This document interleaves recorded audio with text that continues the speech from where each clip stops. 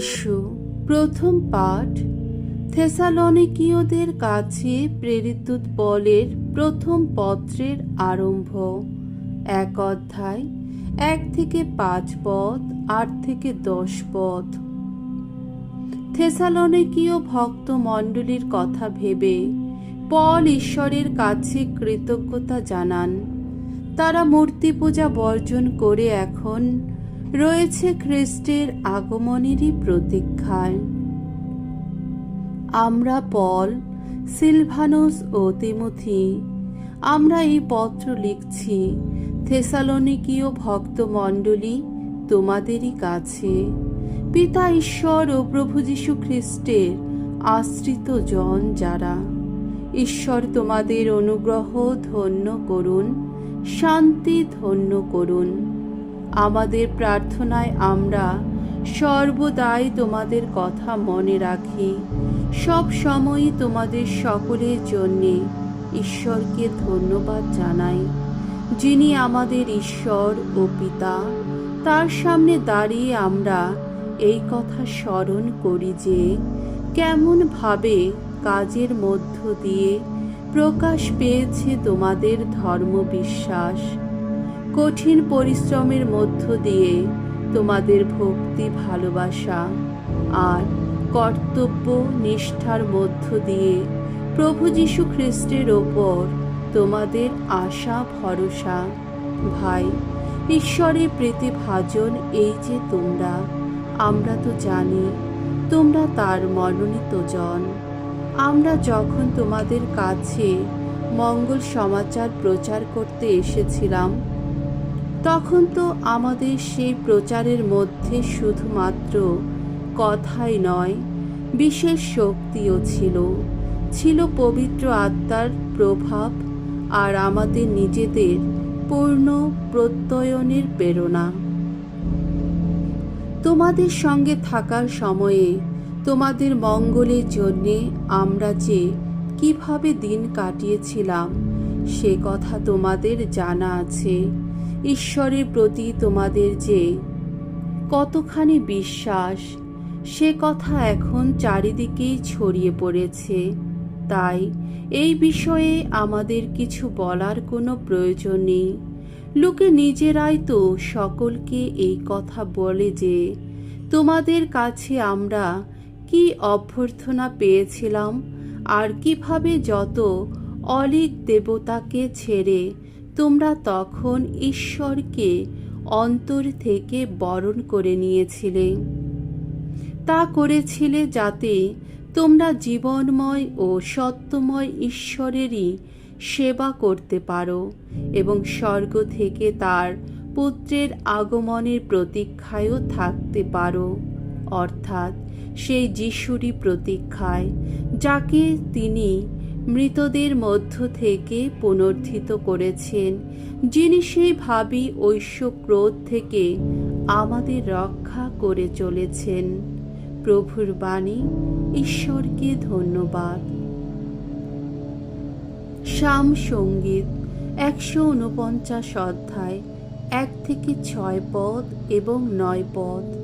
ধো, ভগবানের যত আনন্দ ভক্তজনকে ঘিরে, ভগবানের উদ্দেশ্যে গাও আজ নতুন গীতিকা, ভক্ত সভায় গাও তার স্তুতিগান। আপন স্রষ্টার কথা ভেবে আনন্দিত হোক ইসরায়েল, আপন রাজার কথা ভেবে সিয়নের সন্তানেরা পুলকিত হোক। তার নাম সংকীর্তনে নাচুক তারা, সেতার ও খঞ্জনি বাজিয়ে সামগান করুন তারা। ভগবানের আপন জাতির মানুষ যারা, তারা তো তার কত প্রীতিভাজন। দীন নম্র যত মানুষকে তিনি পরিত্রাণের মুকুটে বিভূষিত করেন। গৌরব ধন্য ভক্ত জনেরা আজ উল্লসিত হোক, যে যার আসনে বসে হর্ষধ্বনি করুক। তাদের কণ্ঠে বেজে উঠুক ঈশ্বরের মহিমা কীর্তন। এতেই তো গৌরব পাবে ভগবানের যত ভক্তজন।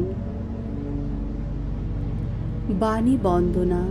জয় জয় প্রভুর জয়।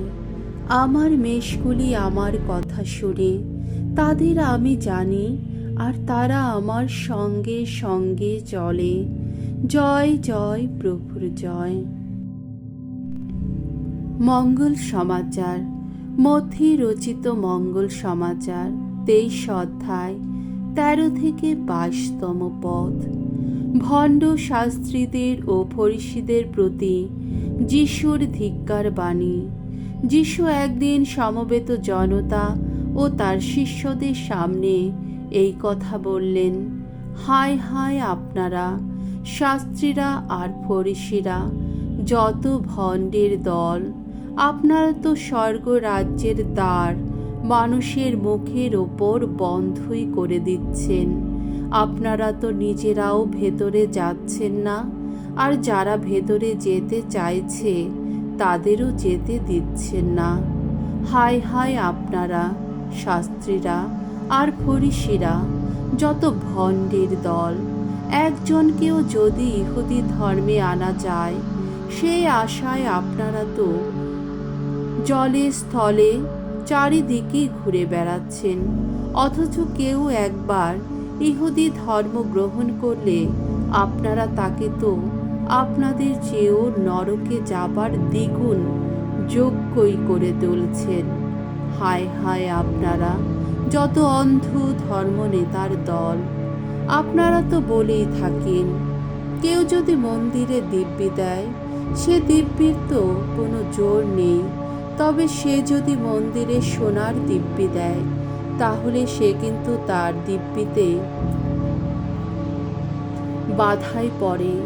যত মোড়ো অন্ধের দল!